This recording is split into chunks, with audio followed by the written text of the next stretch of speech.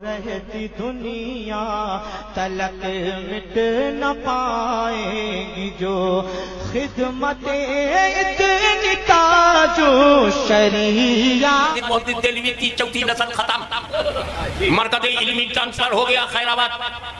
فضل امام خیر آبادی، فضل حق خیر آبادی، عبدالحق خیر آبادی ختم،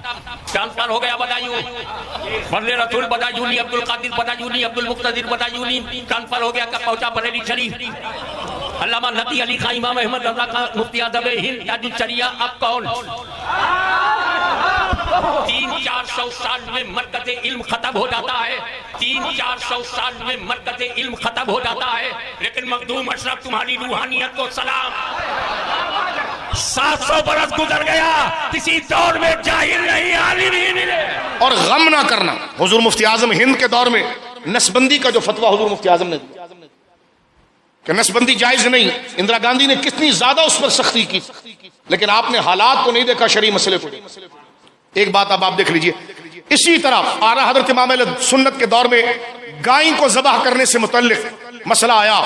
تو اس طرف کے توحید کے بنام ٹھیکیداروں نے کہہ دیا کہ جناب کوئی ضروری ہے گائے کی قربانی، کوئی اور بھی تو قربانی ہو سکتی ہے، لیکن شعار دین کو باقی رکھنے کے لیے امام محمد رضا نے فتویٰ دیا۔ اور میں کہتا ہوں آج بھی اگر ہندوستان کے اندر یہ شریعت کے قوانین جو نشانی اسلام ہے اگر باقی ہے تو امام محمد رضا اور ان کی اولادوں کا اور یہ صحرا آپ کے زیب سجادہ یہ ایمانی غیرت سے آتا ہے۔ نماز میں اگر واقعی میں ہم سچے ہیں نا تو پھر یہ علمی غیرت آنی چاہیے۔ نماز ہم کوئی نہیں چھوڑتے، روزہ ہم نہیں چھوڑتے، ایسا ہی ہونا چاہیے، لیکن واقعتاً اگر اس میں ہمیں کمال ملا ہے تو پھر سارا شوق اللہ کے لیے ہوگا،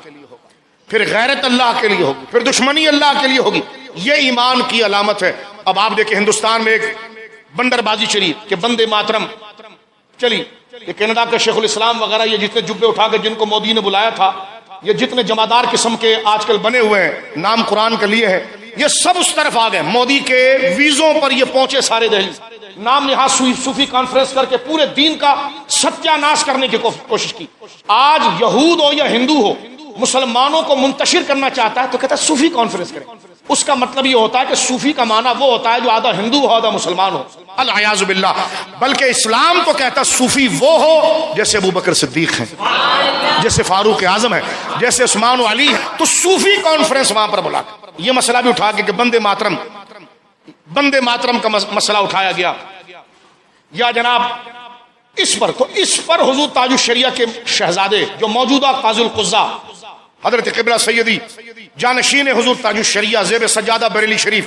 حضور عزت میاں دامت برکاتہم العالیہ نے اسی اپنے والد اور اپنے خاندان کی روایت کو باقی رکھا اور مسلمانوں کو شرک اور بدعات سے بچاتے ہوئے علی اعلان کہا کہ مسلمان کے لیے بندے ماترم کہنا جائز نہیں۔ اب آپ دیکھیے ایسے ماحول میں رہ کر اللہ کی توحید پر پہرا دینا، نبی پاک کی رسالت پر پہرا دینا، صحابہ کی عزت پر پہرا دینا، اہل بیت کی عزت پر پہرا دینا، اللہ اکبر، یہ خاصہ اللہ رب العالمین جل وعلا نے عطا فرمایا ہے اعلی حضرت کے خاندان کو۔